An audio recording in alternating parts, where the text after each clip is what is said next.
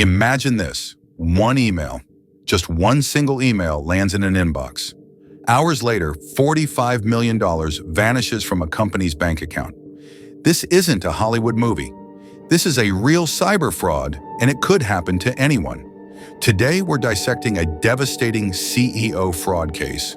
We'll uncover the cunning tactics scammers use to impersonate a chief executive, how they tricked a company into wiring a fortune, the critical mistakes made, and most importantly, the vital lessons and actionable steps you can take to prevent this nightmare scenario. Our story begins at a thriving manufacturing firm. Let's call them Acme Innovations.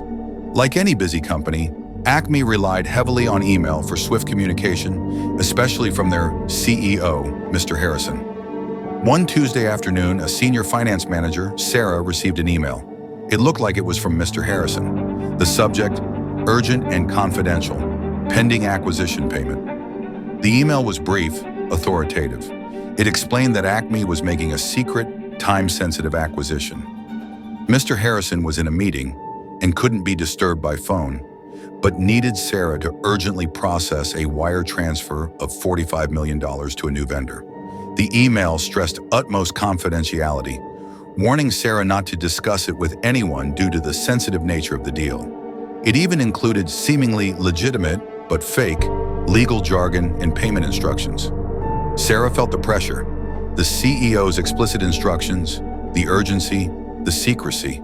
She may have had a slight doubt, but the fear of delaying a critical CEO-led acquisition was immense. A few follow-up emails from the CEO increased the pressure, perhaps answering her procedural questions with seemingly plausible but rushed explanations, or CCing another fake lawyer involved in the deal. Bypassing some standard multi-person verification protocols due to the CEO's direct and urgent request, Sarah processed the wire transfer. $45 million left Acme Innovations' account.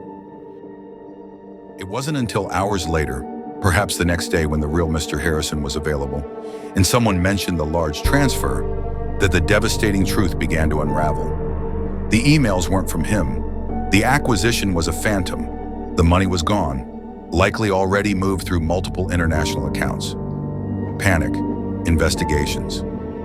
The grim realization of a multi-million-dollar heist orchestrated through a simple, yet sophisticated email impersonation. So how did the scammers pull this off? And what went wrong at Acme Innovations?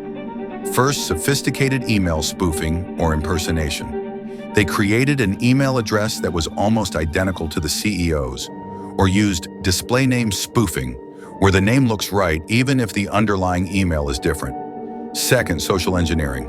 They leveraged psychological triggers, authority from the CEO's orders, urgency for a time-sensitive deal, secrecy, don't tell anyone, and even intimidation through the fear of upsetting the CEO or a major deal. Third, bypassed verification protocols. The pressure led to established security checks, like dual approvals or verbal confirmation for large sums being overlooked. Fourth, a lack of scrutiny, subtle red flags in the email, like a slight domain change, unusual request timing or method, or even grammar issues were missed in the rush. And fifth, potentially insufficient training. Employees might not have been adequately trained to spot these specific types of sophisticated spear phishing attacks. The fallout was immense, but the lessons are critical. 1. The human element is key. Scammers exploit human psychology. Technology helps, but awareness is paramount. 2. Processes are your shield. Robust enforced verification processes for financial transactions are non-negotiable. 3. Trust but verify. Even and especially for urgent requests from executives, verification through a separate, known channel is vital. How can you protect your company? Here are crucial preventative measures. First, verbal confirmation. For any unusual or large financial request, always confirm verbally using a known phone number, not one from the suspicious email. Second, scrutinize email addresses.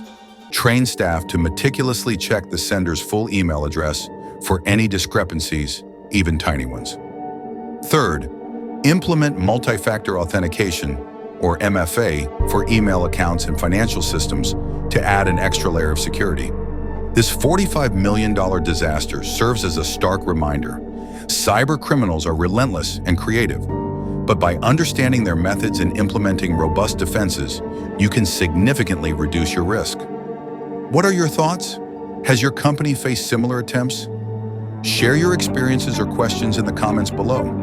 And if you found this video valuable, please like, subscribe, and hit the notification bell for more insights on staying safe in the digital world. Share this video to help others avoid this trap.